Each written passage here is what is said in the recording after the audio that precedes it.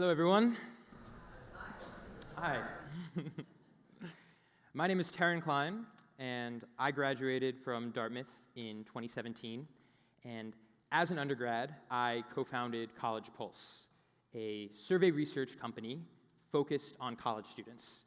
And in the past 2 years, we've built the largest and most reliable database of college student opinion in the world.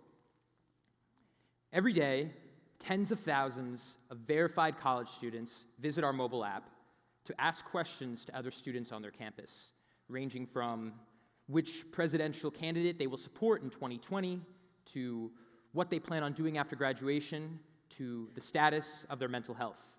And our app quickly aggregates the best and most popular questions from students, polls the entire community, and provides representative answers to these questions directly to the students.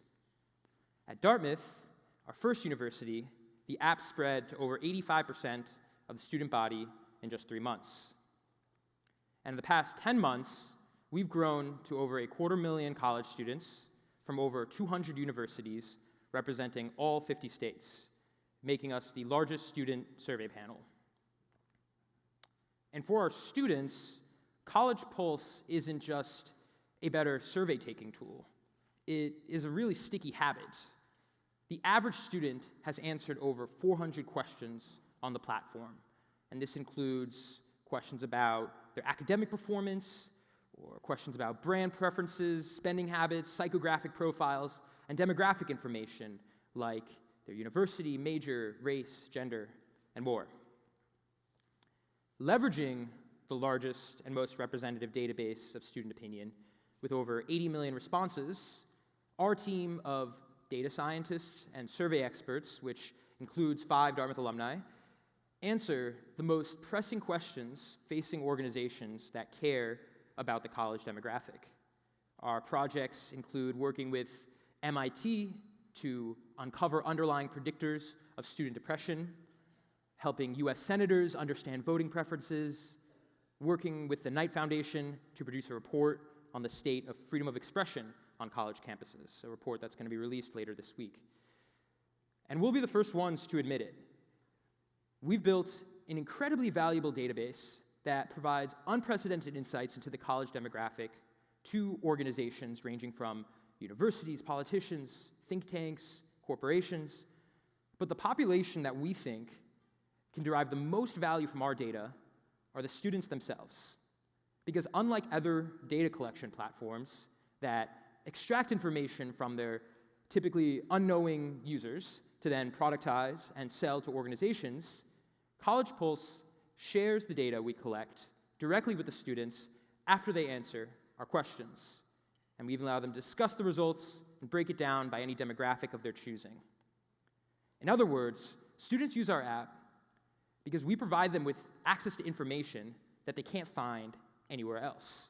Entertaining, data-driven content about their community. And today, I want to share with you all what went into our decision to share the data directly with students and why it's such a crucial part to our mission. And to do this, I'd like to begin by sharing one persistent phenomenon that we've uncovered in our data set. And that phenomenon is the misperceptions that students have about their communities. So in addition to asking students about their own thoughts and report their own behaviors, we also regularly ask students to gauge their perceptions of the thoughts and behaviors of their community. And by and large, they are terrible at it. Students are terrible at guessing the opinions of their peers. And you are probably terrible at it as well for all the non-students in the audience. So here are a few examples. So in the largest study of student mental health, we asked 80,000 college students from campuses all over the United States to estimate what percentage of students on your campus do you think experience depression?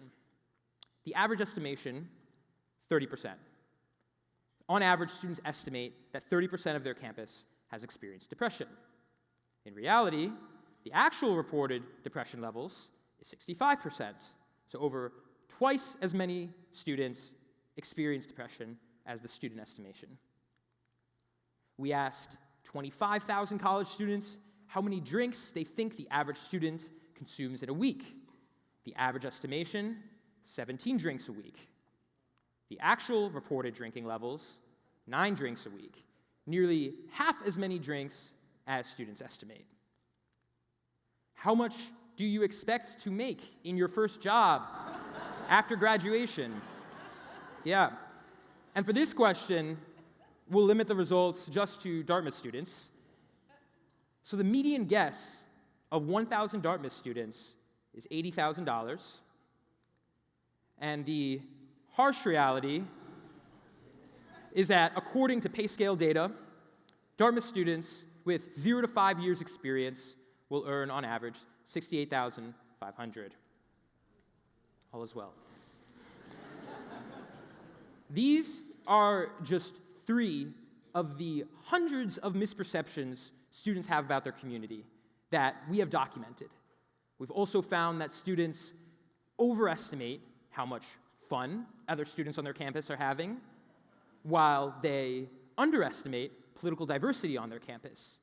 They overestimate how much sex everyone is having, and they vastly underestimate how stressed everyone is. So, why does it matter that students' perceptions of community social norms are incorrect, or at least unsubstantiated by the data? Well, our team of data scientists have been tackling this question, and what we found is that students' perceptions of reality have significant effects on their own actions. For instance, what are the best predictors of binge drinking on college campuses?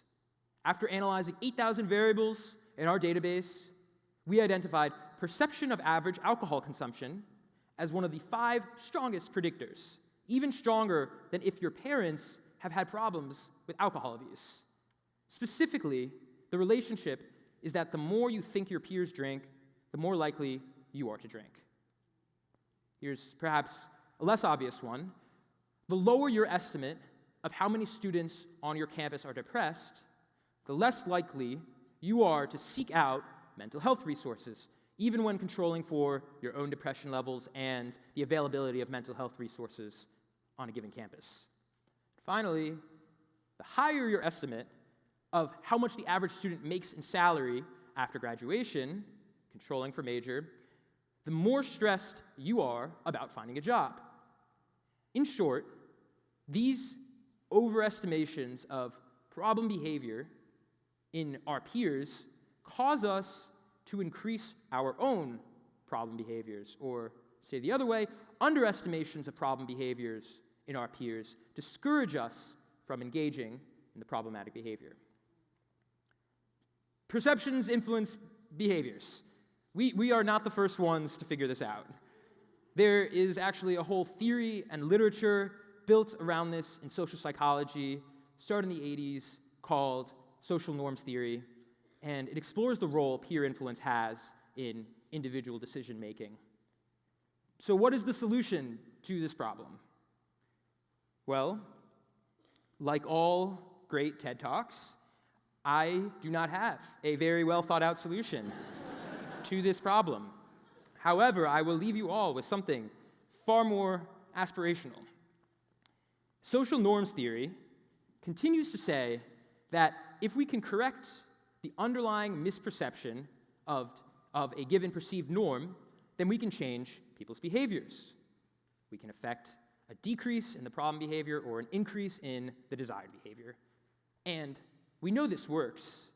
Social norm interventions are currently funded by federal agencies, foundation grants, and nonprofit organizations to address a wide range of public health topics, including tobacco use, driving under the influence prevention, seatbelt use, and sexual assault prevention. And some of you students might even remember being brought into this very room to be shown some college poll statistics during freshman orientation about student drinking. These are successful one-off case studies of the theory and practice. But at College Pulse, we believe that the most effective and scalable way to correct these misperceptions is to build a platform that provides a constant flow of accurate information about the topics that students want to know about. And we are trying to create a world where accurate public opinion data is accessible within every community, starting with college campuses, but expanding to high schools, companies, towns, and even countries. And soon, we'll be able to show everyone in this room, and not just students, how bad you are at estimating the opinions and behaviors of your peers. Thank you.